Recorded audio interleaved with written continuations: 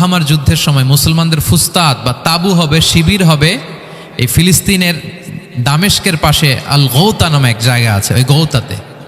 এবং ঈসা আলাইহিস সালাম এসে যে দাজ্জালকে হত্যা করবেন সেটাও ওই শামে, ফিলিস্তিনের বাবুল লুদ এখনো একটা জায়গা আছে, ওই জায়গাটার নাম এখনো বাবুল লুদ, ওখানে তিনি দাজ্জালকে হত্যা করবেন। এবং সেখানে একটা সাদা মিনারা আছে, ফেরেশতার পাখায় ভর করে ঈসা আলাইহিস সালাম তখন সেখানে নেমে আসবেন। ওই ফিলিস্তিনের ওই শাম দেশের ওই মিনারার পাশে তিনি এসে পৃথিবীতে তিনি নজুল করবেন, নজুল ঈসা আলাইহিস সালাম। তো তিন এবং জাইতুনের কসম করে বেসিকলি আল্লাহ তাআলা ঈসা আলাইহিস সালামের জন্মস্থানের কসম করেছেন। কারণ তিন এবং জাইতুন, ডুমুর এবং জলপাই, অলিভ কোন দেশে বেশি হয়? শাম দেশে। আওয়াজ করে বলেন কোন দেশে? বর্তমান ফিলিস্তিন এবং সিরিয়া, এবং ওই ভূখণ্ডে আল্লাহ নবী ঈসা আলাইহিস সালামের জন্মস্থান। তাহলে এই দুই ফলের কসম করে বেসিকলি আল্লাহ তাআলা ঈসা আলাইহিস সালামের জন্মস্থানের কসম করেছেন। ওনার প্রতি নাজিল হওয়া যে তাওরাত ইনজিল গ্রন্থ, এই রেভিলেশনের কসম করেছেন। আচ্ছা, এরপরে ওয়াতুরি সিনিন, সিনাই পর্বতের কসম। সিনাই পর্বত বা তুর পাহাড় হচ্ছে মিশরে অবস্থিত, আর মিশর হচ্ছে মুসা আলাইহিস সালামের জন্মস্থান। কার জন্মস্থান?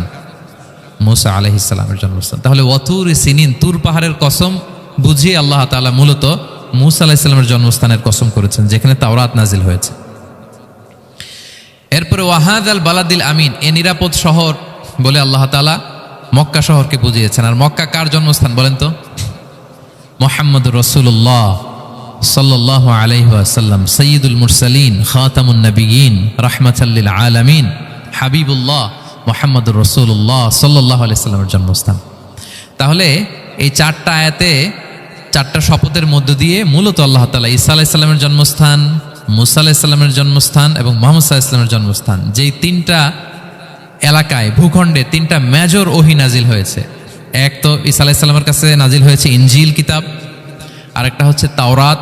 তাওরাত এমন কিতাব যে কিতাব দিয়ে হাজার হাজার নবীরা ফয়সালা করেছেন।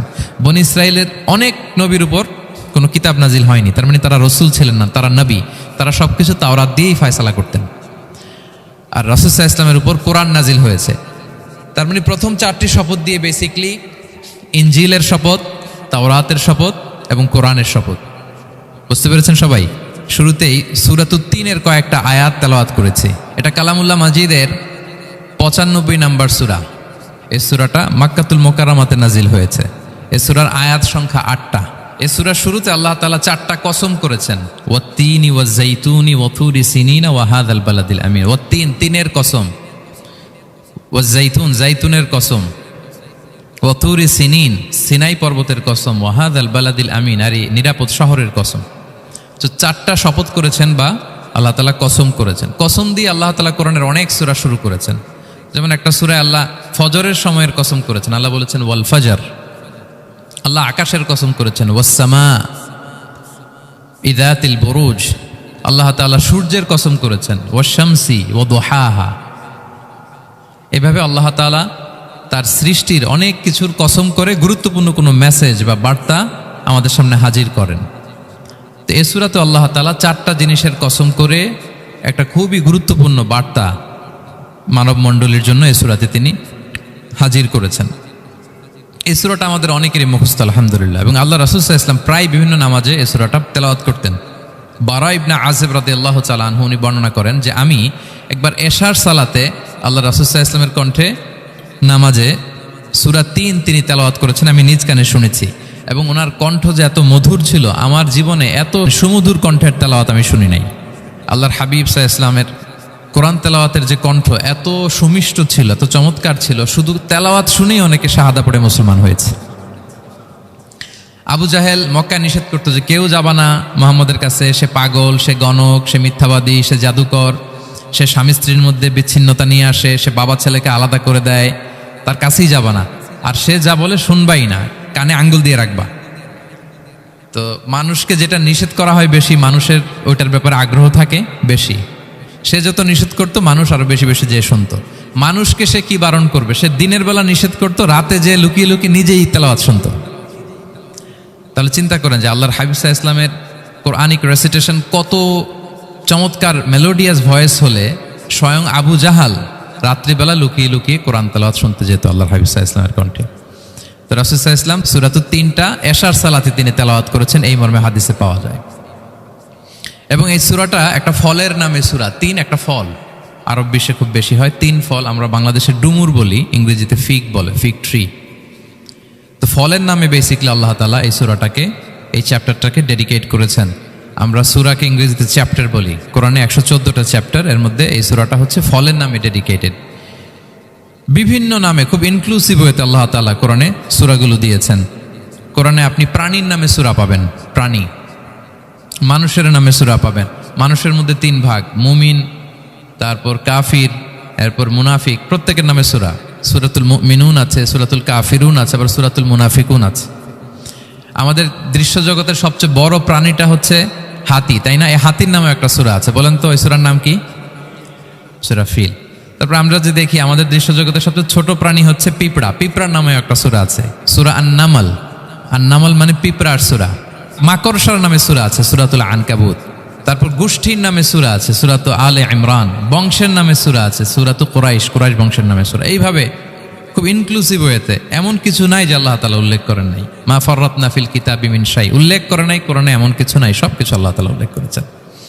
তো এই সূরাটা হচ্ছে একটা ফলের নামে। ফলটার নাম হচ্ছে তিন ফল। আল্লাহ তাআলা বলছেন ওয়াত-তিন, তিনের শপথ। আমি একবার সরল বঙ্গানুবাদ করি, এরপর আমি তাফসিরে ঢুকি। তিনের শপথ। ওয়াজ-জাইতুন, জাইতুনের শপথ। ওয়াতুরি সিনিন, সিনাই পর্বতের শপথ। ওয়াহাদাল বালাদিল আমিন, এই নিরাপদ শহরের শপথ। লাকাদ খালাকনাল ইনসানা ফি আহসানি তাকওয়িম, নিশ্চয় আমি মানুষকে খুব চমৎকার সুন্দর অবয়বে সৃষ্টি করেছি। সুম্মা রাদাদনাহু আসফালা সাফিলিন, এরপরে তাকে আবার নিচু থেকে নিচুর দিকে নামিয়ে দিয়েছি। ইল্লাল্লাযীনা আমানু ওয়া আমিলুস সলিহাত, তবে তারা ছাড়া যারা ঈমান এনেছে এবং সৎকর্ম করেছে। ফালাহুম আজরুন গায়রু মামনুন, তাদের জন্য আছে অফুরন্ত পুরস্কার। ফামা ইউকাযযিবুকা বা'দু বিদ্দিন, এগুলো জানার পরও কিসে তোমাকে দিন অস্বীকারের ব্যাপারে উদ্বুদ্ধ করলো? আলাইসাল্লাহু বিআহকামিল হাকিমিন, আল্লাহ তাআলা কি শ্রেষ্ঠ বিচারক নন? সাদাকাল্লাহুল আযীম। এই হচ্ছে এই সূরাটির সরল অনুবাদ। এবার আমরা তাফসিরে ঢুকি। প্রথমে আল্লাহ তাআলা বলেছেন ওয়াত-তিন, তিনের শপথ। তিন মানে তো আমরা জানলাম, তিন মানে ডুমুর। আল্লাহর হাবিব সাল্লাল্লাহু আলাইহি ওয়াসাল্লাম তিনি তিন ফল পছন্দ করতেন, এবং এটা ডায়াবেটিক্সের জন্য ভালো, ডায়াবেটিক্স নিয়ন্ত্রণ করে। আমাদের বোনদের যাদের ইররেগুলার মেনস্ট্রুয়েশনাল পিরিয়ড হয়, এটার জন্য এটা খুব ভালো, এবং খুব স্ট্রেংথ, স্টেমিনা আনে শরীরে। এটা জান্নাতের একটা গাছ। আদম আলাইহিস সালাম এবং হাওয়া আলাইহিস সালামকে যখন আল্লাহ বলেছিল ওয়ালা তাকরাবা হাযিহিশ শাজারাতা ফাতাকুনা মিনায যালিমিন, আদম এবং হাওয়া জান্নাতের সব জায়গায় যা যেতে মন চায় যাও, যা খেতে মন চায় খাও, এই নিষিদ্ধ গাছের কাছে যেও না, তাহলে তোমরা জালিম হয়ে যাবে। শয়তান এসে উল্টা বুঝালো, সে বলল তোমাদের খেতে নিষেধ করছে কেন জানো? আল্লাহ চায় না যে তোমরা জান্নাতে থাকো, আল্লাহ চায় এখান থেকে তোমাদের বের করে দিবে, কিন্তু তোমরা যদি এই গাছের ফল খাও আল্লাহ আর বের করতে পারবে না। দেখছেন শয়তানের অবস্থা? শয়তান কিন্তু নেগেটিভিটি নিয়ে সামনে আসে না, আসে খুব আপনার ওয়েল উইশার হিসেবে, উপদেশ নিয়ে, খুব ভালো একটা পজিটিভ ওয়েতে আসে। তো ওনারা খেয়ে ফেললেন এই নিষিদ্ধ গাছের ফল। খাওয়ার ফলে আদম আলাইহিস সালাম, হাওয়া আলাইহিস সালাম, ওনাদের গা থেকে জান্নাতের পোশাকগুলো ঝরে পড়ে গেল। এখন কি দিয়ে ওনারা ওনাদের প্রাইভেটকে ঢাকবেন? তখন ওনারা, তাফসির ফি জিলালিল কোরআনে এসেছে যে ওনারা এই তিন গাছের পাতা নিয়ে নিজেদের প্রাইভেট ঢেকেছিলেন। সুবহানাল্লাহ। সেই তিন ফলের কসম আল্লাহ করলেন, ওয়াত-তিন, তিনের শপথ। এরপর আল্লাহ তাআলা বললেন ওয়াজ-জাইতুন, জাইতুনের শপথ। জাইতুন মানে হচ্ছে জলপাই। তো আল্লাহ তাআলা বললেন ওয়াজ-জাইতুন, জাইতুনের শপথ। জাইতুন মানে হচ্ছে জলপাই, ইংরেজিতে আমরা যেটাকে অলিভস বলি। তো আল্লাহ তিনের কসম করলেন এবং অলিভের কসম করলেন। দুইটাই খুব উপকারী ফল, এবং আল্লাহর হাবিব সাল্লাল্লাহু আলাইহি ওয়াসাল্লাম তিনি জলপাইও খুব পছন্দ করতেন। ওনার রেগুলার ফুড আইটেমের মধ্যে জলপাই ছিল, অলিভস ছিল। এটা পাহাড়ি এরিয়া, মরুভূমিতে হয়, এবং রাসূল সাল্লাল্লাহু আলাইহি ওয়াসাল্লাম বলেছেন কুলু যাইত ওয়াদ-দাহিনু ফাইন্নাহু মিন শাজারাতিন মুবারাকা, তোমরা অলিভ অয়েল এটা খেও এবং এটা গায়ে মালিশ করো, কেননা এটা বরকতময় একটা গাছের ফল, শাজারা মুবারাকা। এটা শরীরের ব্যাড কোলেস্টেরলকে কমিয়ে দেয়। দাড়িতে অ্যাপ্লাই করলে, চুলে অ্যাপ্লাই করলে সহজে পাকে না দাড়ি চুল, এবং স্কিনে অ্যাপ্লাই করলেও স্কিনের জন্য ভালো, স্কিনের জন্য বেশ ভালো। এটা যাদের সুযোগ হয় আপনারা দাড়িতে চুলে অ্যাপ্লাই করবেন, খাবেন। এটা খাওয়াও যায়। তাম্বুতু বিদ্দুহনি ওয়াসিবগিল লিল আখিলিন, কোরআনে এসেছে। এটা অয়েল হিসেবে ইউজ করে, আবার খাবার হিসেবেও ইউজ করা যায়। সালাদ ড্রেসিংয়ের ক্ষেত্রে কিন্তু অলিভ অয়েল আমরা ইউজ করি। ইদানিং পিজাতে খুব ইউজ করা হয় অলিভ, জলপাইটা। তো এটা আপনারা খেতে পারেন, এটা খুবই সুস্বাদু। এবং জলপাই গাছের মানে জাইতুন গাছের ডালের মেসোয়াক খুব ভালো হয়। আল্লাহর হাবিব সাল্লাল্লাহু আলাইহি ওয়াসাল্লাম জাইতুনের ডাল দিয়ে মেসোয়াক করতেন। তিনি বলতেন নি'মা সিওয়াকিয়া জাইতুন, সবচেয়ে শ্রেষ্ঠ মেসোয়াক হচ্ছে জাইতুনের, মিনাশ শাজারাতিল মুবারাকা, কারণ এটা বরকতময় গাছের ডালা। এবং ফাইন্নাহু সিওয়াকি ওয়া সিওয়াকুল আম্বিয়া মিন ক্বাবলি, এই জাইতুনের ডাল দিয়ে আমিও যেমনি মেসোয়াক করি, আমার আগে যত নবী পৃথিবীতে এসেছে সবাই জাইতুনের ডাল দিয়ে মেসোয়াক করত। আল্লাহ বলেন ওয়াতিনি ওয়াজ জাইতুন, তিনের শপথ আর জাইতুনের শপথ। এরপর আল্লাহ তাআলা বললেন ওয়াতুরি সিনিন, সিনাই পর্বতের শপথ। প্রথমে দুইটা ফলের শপথ করলেন, এবার একটা পাহাড়ের শপথ করতেছেন। আপনারা কি তুর পাহাড়ের নাম শুনেছেন? হ্যাঁ শুনেছেন। এই সিনাই পর্বত দ্বারা তুর পাহাড় উদ্দেশ্য। এটা মিশরের একটা পাহাড়, অনেক উঁচু, 2285 মিটার উঁচু। ওইটার নিচে আছে মুকাদ্দাসে তুয়া, যেখানে মুসা আলাইহিস সালামকে আল্লাহ তাআলা জুতা খুলতে বলেছিলেন, ফাখলা না আলাইকা ইন্নাকা বিল ওয়াদিল মুকাদ্দাসি তুয়া, হে মুসা তুমি পবিত্র উপত্যকায় এসেছো, জুতা খুলো। তো ওখানে সব ধর্মের লোকেরা যায়, সব ধর্মের লোকদের জন্য তীর্থস্থান, মুসলিম, জুইশ, খ্রিস্টিয়ান সবাই যায়।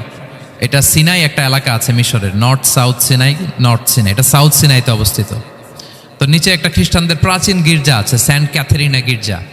সেখান থেকে চলতে চলতে আপনাকে উপরে যেতে হবে, ফজরের পরে আবার চলে আসতে হবে, তা না হলে দুপুরবেলায় 10টা-11টার দিকে এমন সূর্যের প্রখর তাপ ওই পাথরের মধ্যে লাগে, ওখানে আর থাকা যায় না।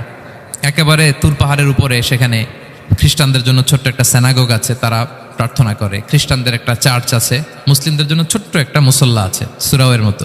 আল্লাহ ওই সিনাই উপত্যকার কসম করেছেন, ওয়াতুরি সিনিন, সিনাই উপত্যকার কসম। এখানেই আল্লাহ তাআলা মুসা আলাইহিস সালামকে তাওরাত দিয়েছিলেন, মেজর একটা আসমানি কিতাব দিয়েছিলেন। এবং সরাসরি মুসা আলাইহিস সালাম এই পাহাড়ের চূড়ায় বসে আল্লাহ তাআলার সাথে কথা বলতেন। ওয়াকাল্লামাল্লাহু মুসা তাকলিমা, উনি সরাসরি কথা বলতেন, এটা ওনার একটা স্পেশাল বৈশিষ্ট্য ছিল, ক্যারেক্টারিস্টিক্স। এবং আল্লাহ তাআলা নূরের তাজাল্লি দিয়ে এই পাহাড়কে একবার জ্বালিয়ে দিয়েছিলেন।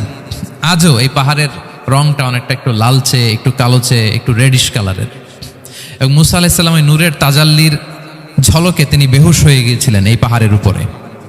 ইয়াজুজ মাহুজ যখন কিয়ামতের আগে আগমন করবে, তখন মুসলমানদের সেন্টার হবে। ঈসা আলাইহিস সালাম মুসলমানদেরকে নিয়ে ওইখানে অবস্থান করবেন, এই তুর পাহাড়ের ওখানে।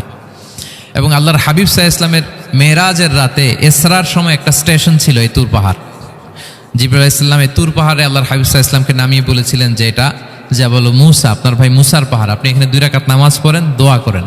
আল্লাহর হাবিব সাল্লাল্লাহু আলাইহি ওয়াসাল্লাম এই তুর পাহাড়ে 2 রাকাত সালাত আদায় করেছিলেন এবং দোয়া করেছিলেন। আল্লাহ এই তুর পাহাড়ের কসম কাটলেন, ওয়াতুরি সিনিন, সিনাই পর্বতের কসম, যেখানে তাওরাত কিতাব নাজিল হয়েছিল। এরপর আল্লাহ তাআলা বললেন ওয়াহাদাল বালাদিল আমিন, আর এই নিরাপদ শহরের শপথ। এই শহর দ্বারা মক্কা শহর উদ্দেশ্য, কারণ রাসূল সাল্লাল্লাহু আলাইহি ওয়াসাল্লাম তখন মক্কায় ছিলেন, মক্কা নগরী। এই শহরের পূর্ব নাম ছিল বাক্কা। মক্কা নগরীকে বলা হয় উম্মুল কুরা, সব শহরের মা, সব শহরের সেন্টার, পৃথিবীর নাভিস্থল। এবং আল্লাহ তাআলা বলেছেন মান দাখালাহু কানা আমিনা, এখানে যে প্রবেশ করবে সে নিরাপদ। হেরেমের মধ্যে কিন্তু কাউকে আক্রমণ করা যায় না, কোনো খুনিও যদি ঢুকে যায় অ্যাটাক করা যাবে না। তো জাহেলি যুগে এমনটা ঘটতো, কারোর সাথে কারো শত্রুতা হলে, ধরেন যে একজন তার বাবাকে হত্যা করেছে, তো সে তাকে পেয়েছে, ওই লোক বাঁচার জন্য দৌড়াতে দৌড়াতে হেরেমের ভিতরে ঢুকে যেত, কারণ সে জানে যে হেরেমে ঢুকলে সে আমাকে মারবে না। তো পরে সে যখন হেরেম থেকে বেরোতো, আবার তার সাথে যুদ্ধ শুরু হতো। এবং এই শহরের এত মর্যাদার কারণ হচ্ছে সাইয়েদনা ইব্রাহিম আলাইহিস সালাম তিনি আল্লাহর কাছে দোয়া করেছিলেন যে রব্বি জাআল হাদা বালাদান আমিনা, হে আল্লাহ আপনি এই শহরকে নিরাপদ করেন, ওয়ারযুক আহলাহু মিনাস সামারাত, আর এই শহরের অধিবাসীদেরকে আপনি ফলমূল দিয়ে রিজিকের ব্যবস্থা করেন। এখনো দেখবেন যে সারা পৃথিবীতে যেই ফল নাই মক্কাতে ওই ফল আছে, সারা পৃথিবী থেকে ফল ওখানে যায়। এবং মক্কার নেইবরিং সিটি তায়েফ, সেখানে অনেক ফল উৎপাদিত হয়, এখানে আসে। নিরাপদ শহর বালাদান আমিনা। এবং আল্লাহর হাবিব সাল্লাল্লাহু আলাইহি ওয়াসাল্লাম বলেছেন যে এই মক্কা শহর আমার সবচাইতে প্রিয় শহর। বাধ্য হয়ে তিনি যখন হিজরত করলেন মদিনায়, সেদিন বারবার তিনি মক্কার দিকে পেছনে ফিরে ফিরে তাকান, আর কেঁদে কেঁদে তিনি বলতেছিলেন যে মাক্কাতু আহাব্বুল বিলাদ ইলাইয়া, মক্কা আমার কাছে সবচেয়ে প্রিয় নগরী। লাউলা উখরিজতু লামা খারাজতু, আমাকে যদি জোর করে বের করে দেয়া না হতো আমি কোনোদিন মক্কা ছেড়ে অন্য কোথাও যেতাম না। আল্লাহর হাবিব সাল্লাল্লাহু আলাইহি ওয়াসাল্লামের সবচেয়ে প্রিয় শহর ছিল মক্কা, এবং এটা আল্লাহর হাবিব সাল্লাল্লাহু আলাইহি ওয়াসাল্লামের জন্মস্থান, মাকান মাউলিদির রাসূল, রাসূল সাল্লাল্লাহু আলাইহি ওয়াসাল্লামের বিলাদাত হয়েছে এই শহরে।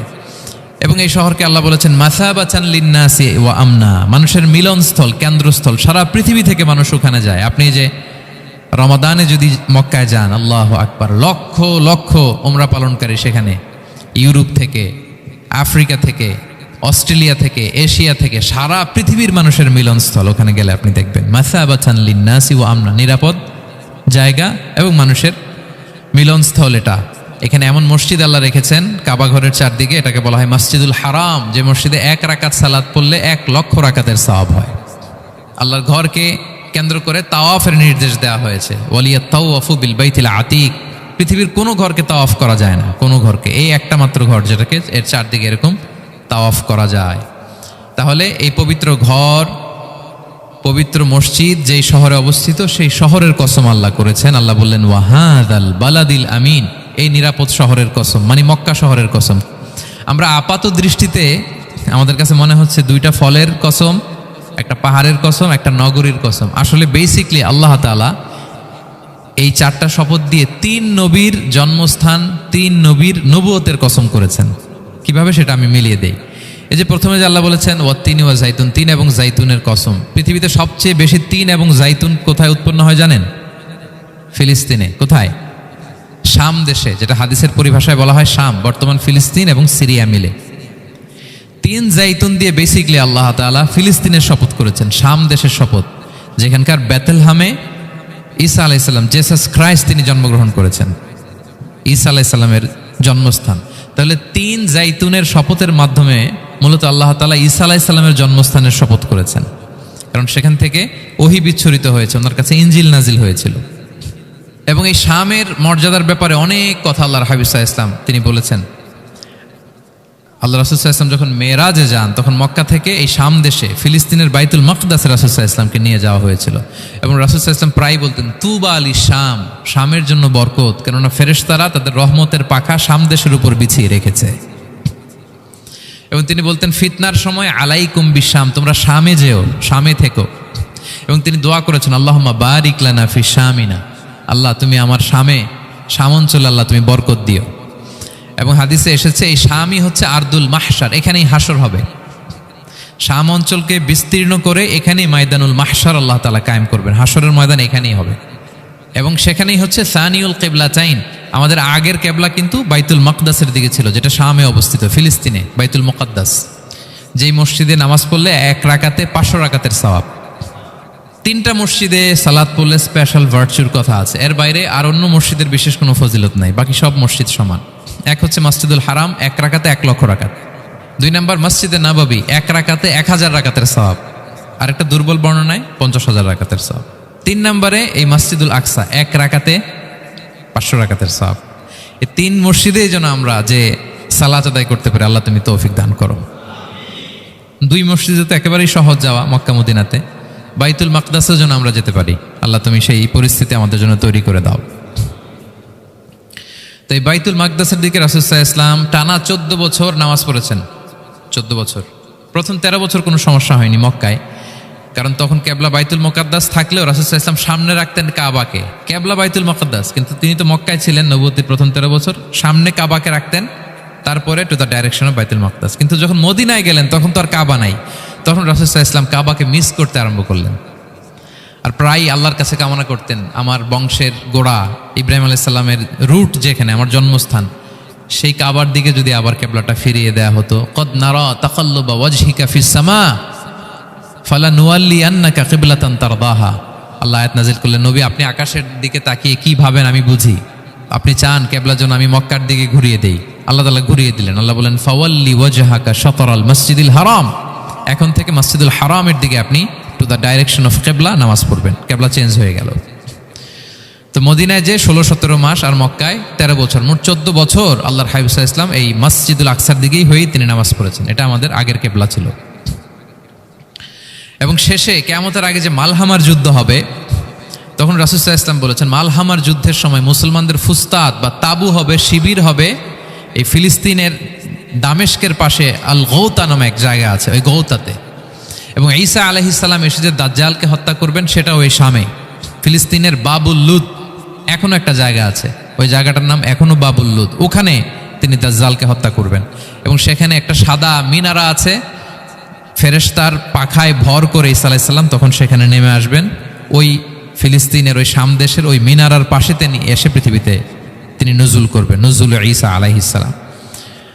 তো তিন এবং জাইতুনের কসম করে বেসিকলি আল্লাহ তাআলা ঈসা আলাইহিস সালামের জন্মস্থানের কসম করেছেন। কারণ তিন এবং জাইতুন, ডুমুর এবং জলপাই, অলিভ কোন দেশে বেশি হয়? শাম দেশে। আওয়াজ করে বলেন কোন দেশে? বর্তমান ফিলিস্তিন এবং সিরিয়া, এবং ওই ভূখণ্ডে আল্লাহ নবী ঈসা আলাইহিস সালামের জন্মস্থান। তাহলে এই দুই ফলের কসম করে বেসিকলি আল্লাহ তাআলা ঈসা আলাইহিস সালামের জন্মস্থানের কসম করেছেন।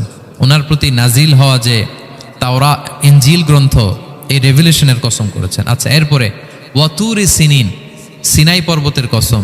সিনাই পর্বত বা তুর পাহাড় হচ্ছে মিশরে অবস্থিত, আর মিশর হচ্ছে মুসা আলাইহিস সালামের জন্মস্থান। কার জন্মস্থান?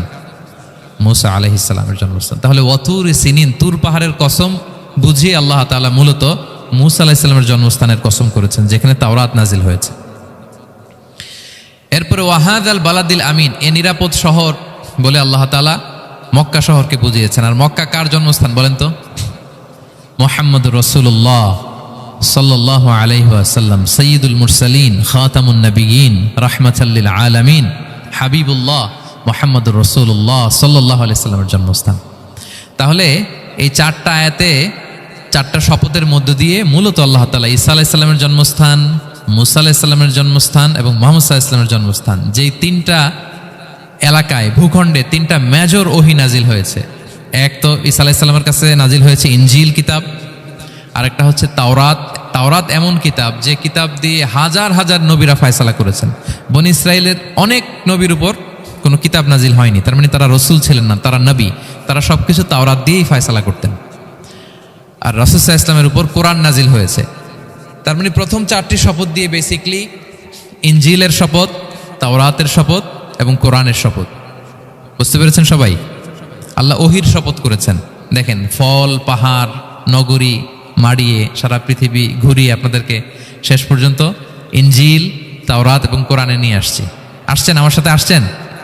হ্যাঁ, এই রেভেলেশনের শপথ আল্লাহ করেছেন। তাহলে ওয়াত্তিনি ওয়াজাইতুনি ওয়াতুরি সিনিনা ওয়া হাদাল বালাদিল আমিন, এই চার আয়াতে চারটা শপথের মধ্য দিয়ে মূলত আল্লাহ তাআলা আসমান থেকে নাজিল হওয়া যে ওহী, এই ওহীর শপথ অথবা ওহী যেই ভূখণ্ডে নাজিল হয়েছে সেই ভূখণ্ডগুলোর শপথ করে আল্লাহ একটা গুরুত্বপূর্ণ কথা বলবেন। সেটা কি? আল্লাহ তাআলা বললেন, লাকাদ খালাকনাল ইনসানা ফি আহসানি তাকওয়িম, আর আমি মানুষকে অত্যন্ত চমৎকার অবয়বে সৃষ্টি করেছি, চমৎকার গঠনে, চমৎকার স্ট্রাকচারের ডিজাইনে সৃষ্টি করেছি। মানুষের দৈহিক অবকাঠামো গঠন এটা যেমনি চমৎকার, মানুষের ইন্টেলেকচুয়াল কাঠামো এটা চমৎকার, মানুষের আচরণগত যে বিহেভিয়ারাল ট্রেটস, ক্যারেক্টারিস্টিক্স এটাও চমৎকার। প্রত্যেক দিক থেকে আল্লাহ তাআলা নান্দনিকভাবে মানুষকে তিনি তৈরি করেছে। আমরা যদি দেহের কথা বলি, হিউম্যান অ্যানাটমি নিয়ে যাদের ধারণা আছে, আপনি শুনলে অবাক হবেন এত জটিলভাবে আমাদের দেহটা ফাংশন করে। ঠিক যেই মুহূর্তে আমি কথা বলতেছি, আমার ব্রেইন সচল, আমার নার্ভ সিস্টেম সচল, হেয়ারিং সিস্টেম, স্মেলিং সিস্টেম, আমার এই যে হার্ট সচল, সিস্টোলিক, ডায়াস্টোলিক, অলিন্দ নিলয় হচ্ছে, আমার লাং কাজ করতেছে, কিডনি ইজ ওয়ার্কিং পারফেক্টলি, সব কিছু কাজ করতেছে। এত সূক্ষ্মভাবে আমাদের দেহটা কাজ করে, এটাকে ইংরেজিতে বলে মরফোলজি, আকৃতি সংক্রান্ত যে বিদ্যা। এটা নিয়ে যদি আপনি দেখেন যে মানুষের হাত কিভাবে কাজ করে, মানুষের পা কিভাবে কাজ করে, মানুষের হিউম্যান ব্রেইন কিভাবে কাজ করে, আপনি অবাক হবেন। এবং আল্লাহর যে সেট আপ, লাকাদ খালাকনাল ইনসানা ফি আহসানি তাকওয়িম, নিশ্চয় আমি মানব জাতিকে চমৎকার অবয়বে তৈরি করেছি। আপনি যদি অবয়বটা দেখেন, আমাদের স্ট্রাকচার, এর চেয়ে সুন্দর করে আর তৈরি করা যেত না, এর চেয়ে সুন্দর আর হতে পারে না। যেখানে যা দেয়ার, মাথার চুল থেকে পায়ের নখ পর্যন্ত, আপনি একটা ডিজাইনে, স্ট্রাকচারে, সেট আপে আপনি ভুল ধরতে পারবেন না। যেখানে যেটা দরকার, আপনি একটু খেয়াল করে দেখেন যে এই যে আমাদের চোখ, চিকিৎসা বিজ্ঞান বলতেছে যে মানুষ 10 মিলিয়নেরও বেশি রং শনাক্ত করতে পারে। Human eyes can identify more than 10 million colours. 10 মিলিয়নেরও বেশি রং আমরা আমাদের চোখ দিয়ে শনাক্ত করতে পারি। সুবহানাল্লাহ, সুবহানাল্লাহ বিহামদি। আচ্ছা, চোখের সেট আপটা একটু যদি খেয়াল করেন, দেখেন আমার এই চোখ এখানে না থেকে এটা যদি জাস্ট 2 ইঞ্চি উপরে এখানে হইতো, এইটা যদি কপালে যদি আমাদের চোখ হইতো, কি অবস্থা হইতো বলেন তো? সিজদা দিতে পারতেন আল্লাহকে? বলেন, দিতে পারতেন? আচ্ছা, আমরা কিছু খাওয়ার সময় আমরা কি করি? ওইটা ভালো আছে কিনা, পচে গেল কিনা, স্মেলটা আগে দেখি, তারপরে খাই। দেখেন কত চমৎকার সেট আপ। একটু খেয়াল করেন, এই নাকের সেট আপ যদি এইখানে না থাকে, আমাদের নাক যদি পেছনে থাকতো, খাওয়ার সময় খাবারটা বাসি কিনা, ভালো আছে কিনা কি করতেন? লাকাদ খালাকনাল ইনসানা ফি আহসানি তাকওয়িম। আচ্ছা দেখেন, এই যে আমরা কান দিয়ে শুনি, এই যে কান পেঁচানো, মনে করেন না যে এমনি এমনি পেঁচানো, এই পেঁচানো, এটাই পথ না থাকলে আমরা শুনতেই পেতাম না। এটা এমনভাবে সেট আপ করা, এটাই ইথারে ভাষা তরঙ্গকে এয়ার ড্রামের ভেতরে সুন্দরভাবে ইনপুট করে, নাহলে আমরা শুনতে পেতাম না। আপনার এই কান কেটে ফেলে দিলে আপনি শুনতে পারবেন না। এটা এইভাবেই যেতে হবে, সুরঙ্গটা এইভাবে তৈরি হইতে হবে। আচ্ছা দেখেন, আপনার কান, এই কান যদি এইখানে না থেকে আপনার ডান বগলের নিচে হইতো, বাম কান যদি বাম বগলের নিচে হইতো, তাহলে কি হইতো বলেন? আজকে আমার ওয়াজ কিভাবে শুনতেন বলেন দেখি, কিভাবে শুনতেন? বুদ্ধি আছে বলে যে হুজুর এইভাবে শুনতাম।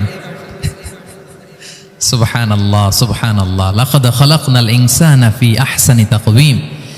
আমি মানুষকে সবচেয়ে সুন্দর সর্বোত্তম গঠনে তৈরি করেছি।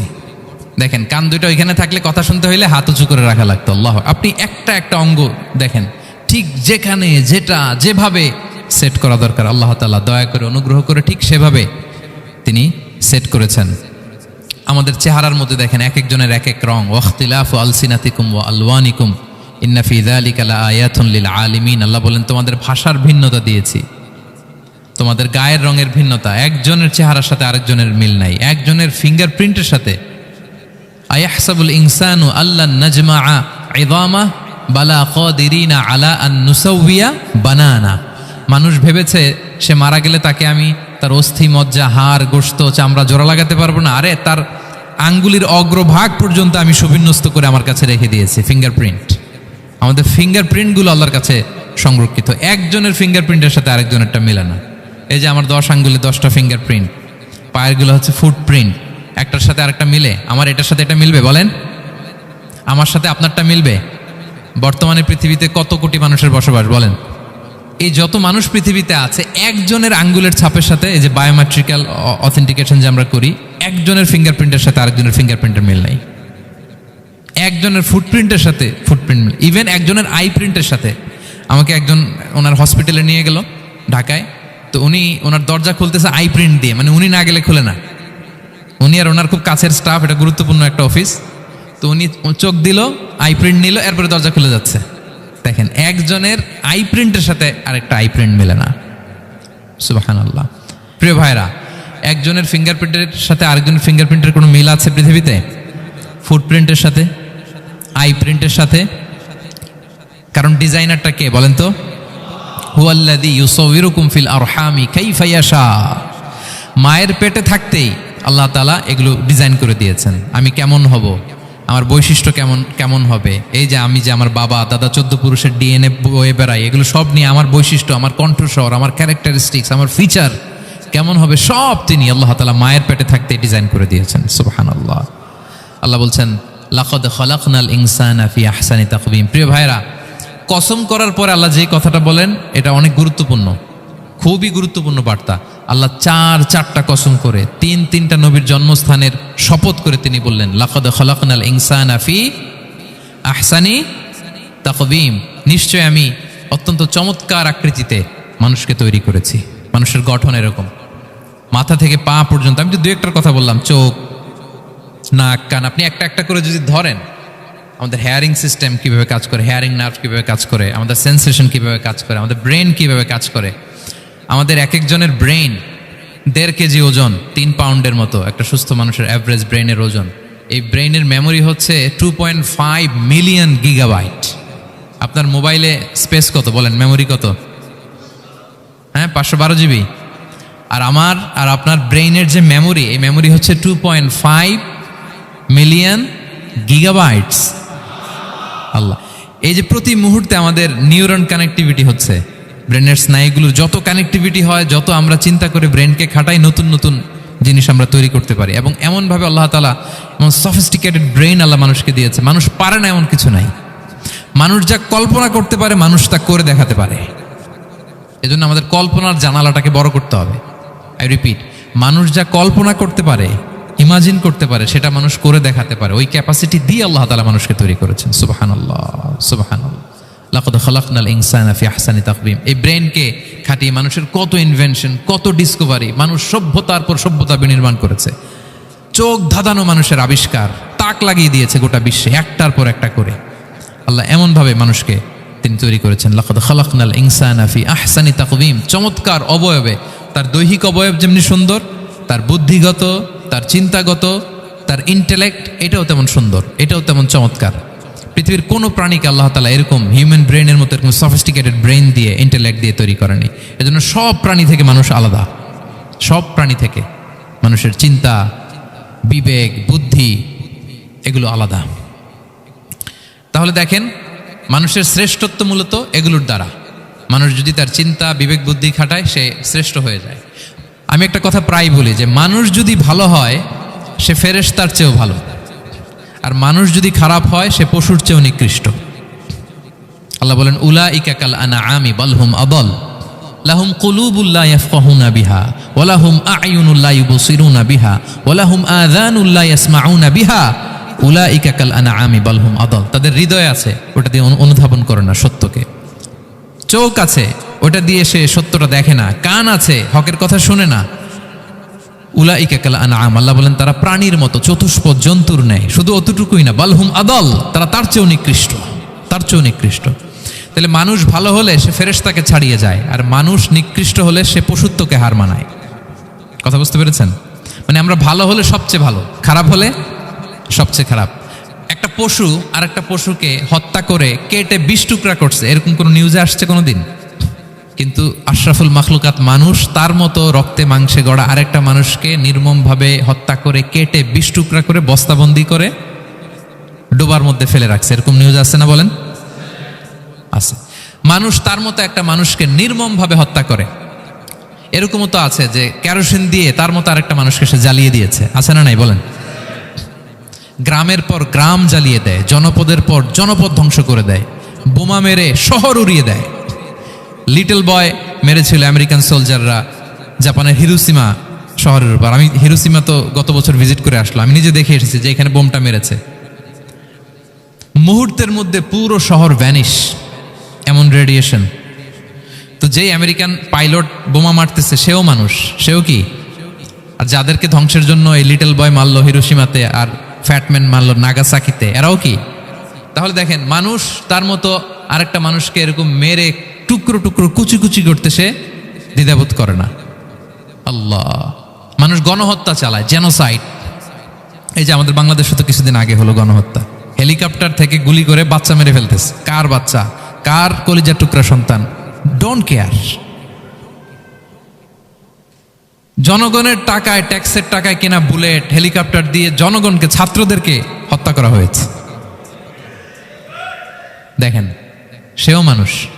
যারা হত্যা করতেছে, গণহত্যা, জেনোসাইড চালিয়েছে, তারাও মানুষ। তাহলে মানুষ যদি খারাপ হয়, মানুষের চেয়ে খারাপ আর কেউ হয়? আর মানুষ ভালো হলে মানুষের চেয়ে ভালো কেউ হতে পারে? মানুষ এমন জায়গায় যেতে পারে যেখানে ফেরেশতারাও যেতে পারে না। জিবরাইল ইসলামের যাওয়ার সীমানা যেখানে শেষ, মুহাম্মদ সাল্লাল্লাহু আলাইহি ওয়াসাল্লামের ঊর্ধ্ব জগতের কাহিনী সেখান থেকে শুরু। আল্লাহু আকবার। তাহলে মানুষ ভালো হলে ফেরেশতাকে ছাড়ায়, মানুষ খারাপ হলে পশুত্বকে হার মানায়। So the decision is yours. রাস্তা দুইটা, আপনি কোন দিকে যাবেন? আপনি কি ডান দিকে জান্নাতের পথে যাবেন নাকি বাঁ দিকে জাহান্নামের পথে যাবেন? সিদ্ধান্ত আপনার। আল্লাহ তাআলা বললেন লাকাদ খালাকনাল ইনসানা ফি আহসানি তাকওয়িম, আমি মানুষকে চমৎকার আকৃতিতে তৈরি করেছি। হাতের মেকানিজম কি, পায়ের মেকানিজম কি, আমার চেয়ে আপনারা ভালো জানেন। এগুলো ঘন্টার পর ঘন্টা আপনি বলতে পারবেন যে কেমন ভাবে আল্লাহ তাআলা তৈরি করেছেন। আল্লাহ বলেন মানুষকে আমি অত্যন্ত চমৎকার আকৃতি দিয়ে তৈরি করেছি। তার সৃষ্টিগত কাঠামো, তার বুদ্ধিবৃত্তিক কাঠামো, তার চিন্তাগত কাঠামো, তার আচরণগত কাঠামো, তার নৈতিকতায় তাকে এমন উচ্চ মর্যাদার আসন আমি দিয়েছি, এটা যদি সে অ্যাচিভ করে, বিলং করে, তাহলে তার চেয়ে শ্রেষ্ঠ কেউ আর হতে পারে। কিন্তু আল্লাহর দেয়া এই ক্যাপাসিটিগুলো, এই নেয়ামাগুলো যদি সে অ্যাকসেপ্ট না করে, সে যদি পশুত্বের পথে হাঁটে, সে যদি শয়তানের দেখানো পথে হাঁটে, তাহলে সে এত নিচে যাবে, অন্য কেউ আর এত নিচে যেতে পারে না। মানুষ যত নিচে যেতে পারে, ফেরেশতারাও অত নিচে যেতে পারবে না, জিন জাতিও পারবে না, কোনো প্রাণীর পক্ষে যাওয়া সম্ভব না। তাহলে মানুষকে আল্লাহ তাআলা এমন সফিস্টিকেটেড ওয়েতে তৈরি করেছেন, চাইলে সে সবার উপরে যেতে পারে, আবার চাইলে আল্লাহর দেয়া নেয়ামতগুলোকে যদি সে ভিন্ন খাতে প্রবাহিত করে, সে সবচেয়ে নিকৃষ্ট হতে পারে। সেটাই আল্লাহ বললেন সুম্মা রাদাদনাহু আসফালা সাফিলিন, এরপরে তাকে আমি হীন থেকে হীনতর করেছি, নিচ থেকে আরো নিচে নিয়েছি। সে যখন ঈমান আনে না, সে যখন সৎকর্ম করে না, সে যখন আল্লাহর শেখানো, আল্লাহর দেখানো রাস্তায় সে চলে না, সে যখন তার নফসের কথা শুনে, সে যখন তার প্রবৃত্তির গোলাম সাজে, সে সবচেয়ে নিকৃষ্ট হয়। আসফালা সাফিলিন, মানে একেবারে নিচে, এর নিচে আর নাই। আল্লাহ বলেছেন ইন্নাল মুনাফিকিনা ফিদ দারকিল আসফালি মিনান নার, সেখানে আল্লাহ আসফাল বলেছেন। মুনাফিকরা জাহান্নামের একেবারে তলদেশে থাকবে। তাই মানুষ যদি ঈমান আর সৎকর্মের বলে বলিয়ান না হয়, সে এত খারাপ হয়, কেউ এত নিচে যেতে পারে না। বলেন, মানুষ যত নিচে যেতে পারে, জিন তত নিচে যেতে পারবে? ফেরেশতারা পারবে না। আর মানুষ যত উপরে যেতে পারে, ফেরেশতারা এত উপরে যেতে পারবে না। সো দুইটারই সুযোগ আপনার আছে। সুম্মা রাদাদনাহু আসফালা সাফিলিনের দুইটা ব্যাখ্যা। কোনো মুফাসসির বলেছেন যৌবনের পর, যৌবনে থাকে শক্তিশালী, বার্ধক্যের সময় যখন সে নুয়ে যায়, ছোট হয়, সে একেবারে দুর্বল হয়ে যায়, সেটা বোঝানো হয়েছে। আর অন্যান্য মুফাসসিরিন একরাম বলেছেন না, আল্লাহর দেওয়া এই নে'মা, ক্যাপাসিটি যখন সে সঠিক পথে কাজে লাগায় না, সে যখন প্রবৃত্তির অনুসরণ করে, সে তখন এত খারাপ হয়, এত নিচ থেকে নিচুতর হয়, এত হীন থেকে হীনতর হয়, তার চেয়ে হীনতর আর কেউ তখন হতে পারে না। সেখান থেকে বাঁচার দুটি রাস্তা আল্লাহ বলেছেন। আল্লাহ বলছেন ইল্লাল্লাযীনা আমানু ওয়া আমিলুস সলিহাত, তবে যারা ঈমান আনে এবং সৎকর্ম করে তারা ছাড়া। তারা ওই নিচু থেকে নিচুতর নয়, তারা শ্রেষ্ঠতর। ঈমান এবং সৎকর্ম, ঈমান এবং আমলে সালেহাত। কোরআনের অনেক জায়গায় আপনি আয়াতটা পাবেন, ইন্নাল্লাযীনা আমানু ওয়া আমিলুস সলিহাতি কানাত লাহুম জান্নাতুল ফিরদাউসি নুজুলা, নিশ্চয়ই যারা ঈমান এনেছে, সৎকর্ম করেছে, তাদের জন্য আমি জান্নাতে ফেরদাউস রেখে দিয়েছি। আল্লাহ বলেন তারা নিকৃষ্ট হবে না যারা ঈমান এনেছে, সৎকর্ম করেছে। যারা কি এনেছে? ঈমান। আর কি করেছে? সৎকর্ম করেছে। ইল্লাল্লাযীনা আমানু, যারা ঈমান এনেছে, সৎকর্ম করেছে, ফালাহুম আজরুন গায়রু মামনুন, তাদের জন্য রয়েছে অফুরন্ত পুরস্কার, মানে জান্নাত। তাদের জন্য কি? ওই জান্নাতে যেতে আমরা চাই কি চাই না বলেন? রাস্তা কয়টা? এটা চলে গেছে ডান দিকে, এটার গন্তব্য হচ্ছে ডেস্টিনেশন জান্নাতুল ফেরদাউস। আর এটা শয়তানের পথ, এটা আপনার প্রবৃত্তির দেখানো পথ, এটা চলে গিয়েছে জাহান্নামে। So now the decision is years. আপনার ডিসিশন, কোন দিকে যাবেন, ডানে না বায়ে? জান্নাতে না জাহান্নামে? জান্নাতে যেতে চাই আমরা। ফালাহুম আজরুন গায়রু মামনুন, তাদের জন্য আছে অফুরন্ত নেয়ামত, অফুরন্ত পুরস্কার। আমরা যেন সেই পুরস্কার লাভে ধন্য হতে পারি, আমরা সবাই বলি আমিন। আল্লাহ বলেন এইভাবে চারটা কসম করার পরে, এত গুরুত্বপূর্ণ বার্তা হাজির করার পরে, তোমার ঘুমন্ত বিবেককে জাগিয়ে তোমাকে বার্তা দেওয়ার পরেও কিভাবে তুমি অস্বীকার করতে পারো আখিরাতকে? ফামা ইউকাযযিবুকা বা'দু বিদ্দিন, এরপরেও কোন বিবেকে, কোন আকলে, কোন সাহসে তুমি কর্মফল দিবসকে অস্বীকার করো? কোন সাহসে? এখানে দিন দ্বারা উদ্দেশ্য কর্মফল। ভালো করলে যে ভালো পাবে, খারাপ করলে যে খারাপ পাবে, দিনের অনেক অর্থ, এটার তাফসিরে গেলে সময় কুলাবে না। ফামা ইউকাযযিবুকা বা'দু বিদ্দিন, এরপরেও কর্মফলকে অস্বীকার করার সাহস তুমি কোত্থেকে পাও? কিসে তোমাকে উদ্বুদ্ধ করে কর্মফল দিবসকে অস্বীকার করতে? আলাইসাল্লাহু বিআহকামিল হাকিমিন, আল্লাহ তাআলা কি শ্রেষ্ঠ বিচারক নন? সূরা আবু দাউদে আল্লাহর হাবিব সাল্লাল্লাহু আলাইহি ওয়াসাল্লাম বলেন, কেউ যদি সূরাতুত তিন তেলাওয়াত করে, করতে করতে যদি শেষ আয়াতে চলে আসে, আর সে যখন পড়ে আলাইসাল্লাহু বিআহকামিল হাকিমিন, আল্লাহ তাআলা কি শ্রেষ্ঠতম বিচারকদের মধ্যে সর্বশ্রেষ্ঠ বিচারক, জাজ নন? তখন সে যেন উত্তর দেয়, এটা তো আল্লাহর প্রশ্ন। আলাইসাল্লাহু বিআহকামিল হাকিমিন, আল্লাহ আমাদেরকে প্রশ্ন ছুড়ে দিয়েছেন যে আল্লাহ তাআলা কি শ্রেষ্ঠ বিচারক নন? তখন যে তেলাওয়াত করে সে যেন বলে বালা বালা ওয়া আনা আলা যালিকা মিনাশ শাহিদিন। বালা মানে অবশ্যই, হ্যাঁ আল্লাহ অবশ্যই আপনি শ্রেষ্ঠ বিচারক, আর আপনি যে শ্রেষ্ঠতম বিচারক এই সাক্ষী আমি দিচ্ছি, এই ঘোষণা আমি দিচ্ছি। পড়েন সুবহানাল্লাহ। আপনি দেখবেন মসজিদুল হারামে, হারামাল মাক্কিতে যখন তেলাওয়াত করে ইমাম সাহেবরা, এই আয়াতের পরেই যদি রুকুতে যায়, দেখবেন ফিসফিস করে বলে যে বালা বালা ওয়া আনা আলা যালিকা মিনাশ শাহিদিন। আমি নিজে শুনেছি, দেখবেন ওনার এটা পরে, কারণ আল্লাহ এখানে প্রশ্ন ছুড়ে দিয়েছেন। আর উত্তর হিসেবে বলতে হবে বালা ওয়া আনা আলা যালিকা মিনাশ শাহিদিন, আল্লাহ অবশ্যই আপনি শ্রেষ্ঠ বিচারক। আল্লাহর চাইতে শ্রেষ্ঠ বিচারক আর হতে পারে? আমরা কত লাকি যে আল্লাহর আহকামুল হাকিমিন হিসেবে বিচারক পেয়েছি। আমাদের বিচার যদি অন্য কেউ করতো, নিজেরা যদি নিজেদের, আল্লাহ যদি বলতো তোরটা বিচার তুই কর আর তোরটা তুই কর, কি অবস্থা হইতে বলেন? যার সাথে যার শত্রুতা আছে ওইখানে দেখাই দিত। কিন্তু আমরা বিচারক হিসেবে পেয়েছি কাকে? আল্লাহ কি পার্সিয়ালিটি করবে বিচারে? স্বজনপ্রীতি করবে? কারো উপর জুলুম করবে? কাউকে ঠকাবে? আল্লাহ বলেন ওয়ামা আনা বিযাল্লামিল লিল আবিদ, আমি কখনো আমার বান্দার উপর জুলুম করি না, জুলুম করি না। নাদাউল মাওয়াজিনাল কিসতা লিয়াউমিল কিয়ামা, কিয়ামতের দিন আমি মিজান নামে এমন এক ন্যায় বিচারের মানদণ্ড স্থাপন করব, ফালা তুযলামু নাফসুন শাইআ, এক বিন্দু পরিমাণ কেউ মাজলুম হবে না, এক বিন্দু পরিমাণ কেউ মাজলুম হবে না। এজন্য দুনিয়াতে যদি বিচার না পান, আল্লাহর দরবারে বিচারটা দিয়ে রাখেন, সেদিন বিচার হবে। আহকামুল হাকিমিন আপনারা ঠকাবে না। দুনিয়াতে বিচার পান নাই, মাজলুম হয়েছেন, মানুষ ভুল হচ্ছে, কেউ আপনার ঠিক মতো বুঝে নাই, আপনার কথাটা কাকে বলবেন? বিপদে পড়লে ক্রাইসিস মোমেন্টে কাকে শেয়ার দিবেন? না ফেসবুকে শেয়ার দিবেন? আমরা তো ফেসবুকে শেয়ার দিয়ে দিই এখন। ফেসবুকে শেয়ার দেওয়ার আগে, বন্ধুকে শেয়ার দেওয়ার আগে, স্ত্রীর কাছে শেয়ার করার আগে আমার সমস্যার কথা আগে শেয়ার করব কাকে? কারণ আলাইসাল্লাহু বি আহকামিল হাকিমিন, আল্লাহ বলছেন আমি কি শ্রেষ্ঠ বিচারক নই? বালা বালা ইয়া রব ওয়া আনা আলা যালিকা মিনাশ শাহিদিন, অবশ্যই আল্লাহ আপনি শ্রেষ্ঠ বিচারক। ক্লিয়ার হয়েছে না সবার কাছে? শপথ কয়টা ছিল? 4টা। মূলত নবুয়তের শপথ, তাই না? নবুয়ত আমাদের জন্য সবচাইতে বড় নেয়ামত। কারণ নবীরা যদি আমাদেরকে এই তথ্যগুলো না দিতেন, আমরা জান্নাত জাহান্নাম চিনতাম? ভাইরা বলেন তো, আখেরাত চিনতাম? এই যে আখেরাত হবে, পুলসিরাত হবে, day of judgement, day of accountability, আল্লাহর সুপ্রিম কোর্টের কাঠ গড়ায় পাই টু পাই হিসাব দিতে হবে, নবীরা না এসে বললে আমরা এত বুঝতাম না। নবীরা জান্নাত জাহান্নাম চিনিয়েছে, আল্লাহর বিশদ পরিচয় আমাদের সামনে তুলে ধরেছে, আখিরাতের পরিচয়, লাইফ আফটার ডেথ কিরকম হবে সবকিছু আমাদের কাছে তুলে ধরেছে। সো নবুয়ত আল্লাহ তাআলার পক্ষ থেকে অনেক বড় নেয়ামত। 2 নম্বর নেয়ামত হচ্ছে আল্লাহ তাআলা আমাদেরকে যে ক্যাপাসিটি দিয়েছে, বুদ্ধিমত্তা, ইন্টেলেক্ট, বিচার বিশ্লেষণ, যেটা দিয়ে আমরা অন্যান্য সব প্রাণী থেকে আলাদা, এটা আল্লাহর বড় নেয়ামত। এই নেয়ামতের শুকরিয়া যেন আমরা করি।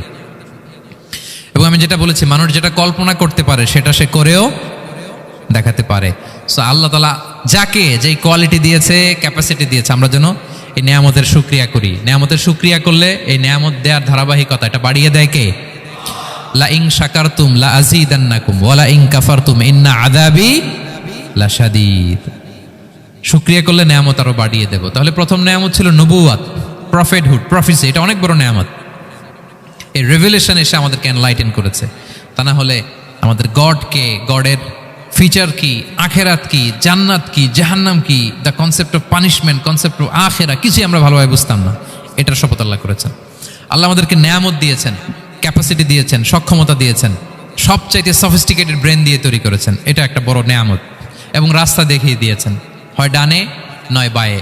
এবং তিনি আশ্বাস দিয়েছেন যে তোমাদেরকে সঠিক ফায়সালার মাধ্যমে বিচার করা হবে সেদিন। তাই আমাদের বিপদে আপদে সবসময় আমরা যেন ফরিয়াদ করি এক মহান সত্তার কাছে। বলুন তো আওয়াজ করে, তিনি কে? আল্লাহর কাছে যেন আমরা ফরিয়াদ করি। আল্লাহ তাআলা আমাদের সবাইকে কথাগুলো বুঝা আর আমল করার তৌফিক দান করুক। হাযা মা ইনদি ওয়াল ইলমু ইনদাল্লাহি আলাইহি তাওয়াক্কালতু ওয়া ইলাইহি উনীব। সুবহানাকাল্লাহুম্মা ওয়া বিহামদিকা আশহাদু আল্লা ইলাহা ইল্লা আনতা আস্তাগফিরুকা ওয়া আতুবু ইলাইক।